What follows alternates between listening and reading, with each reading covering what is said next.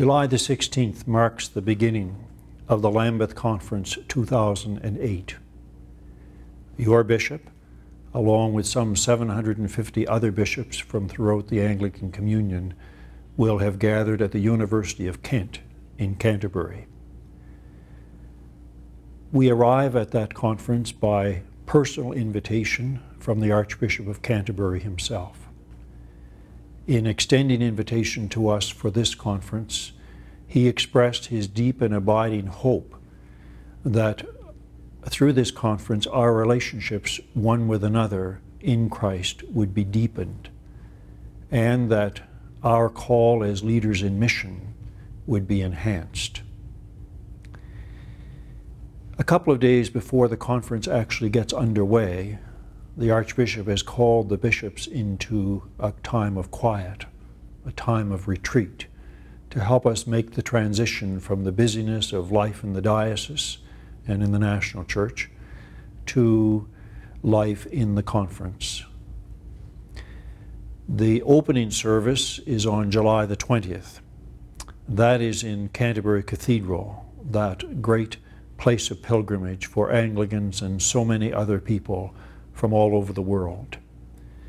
I remember being at the service in 1998 and how moving it was to see the Archbishop of Canterbury take his seat in the chair of Augustine, the first Archbishop of Canterbury, to hear the gospel proclaimed in so many languages, to share the Eucharist and to be reminded that we are one body throughout the earth, and to hear the prayers offered for the church and for the world. This celebration will be a wonderful beginning, I'm sure, for a conference which has as its theme God's people for God's mission. A typical day in this particular Lambeth conference will be very different from Lambeth conferences in the past. In the past, we tended to spend much more time in large plenary sessions. In this year's conference, we'll spend much more time in smaller groups.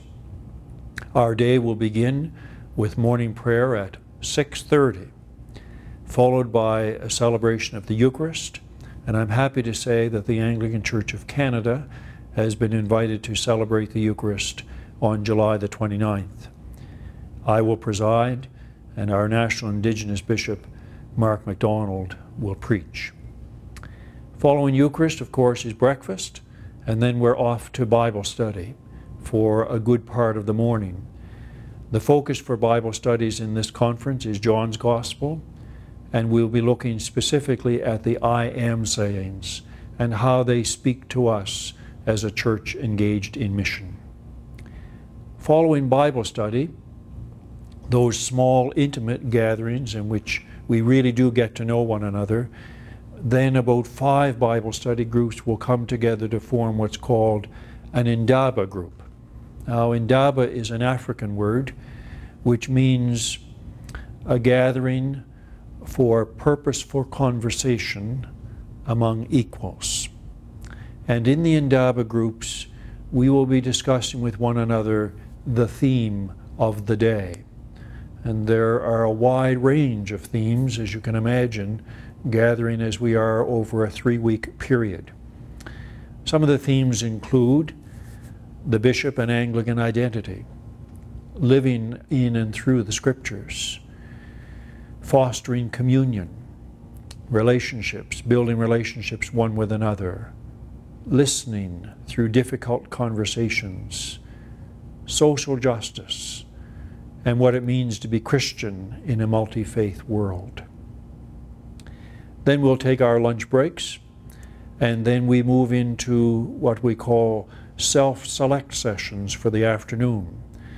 People literally can choose the sessions they want to go to, and they range all across the board from evangelism to ecumenism to concerns for the environment.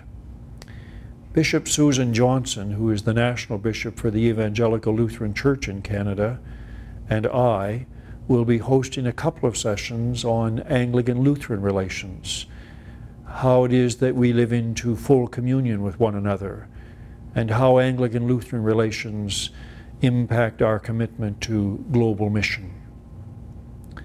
Following our supper breaks, we will have evening prayer and then move into plenary sessions, in which our spouses will most often be joining us. And then the rest of the evening is given over to receptions of a variety of kinds.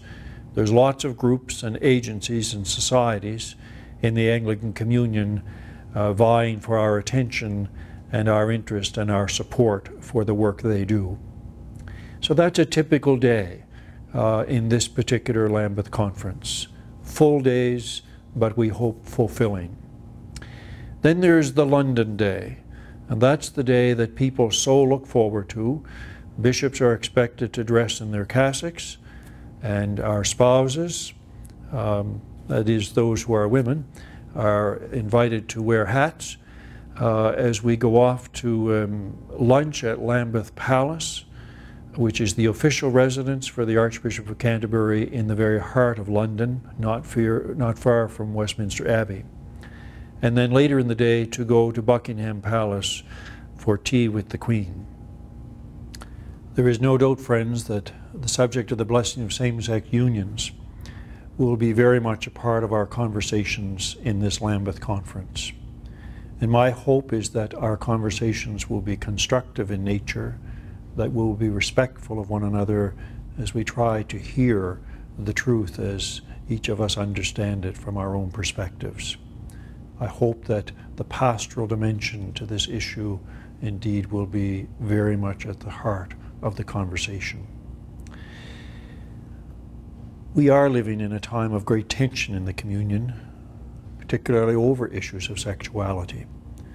And there is a huge effort being made on the part of many, including the Archbishop of Canterbury himself, to help us to live together in the highest degree of communion possible, even as we move through this time of tension.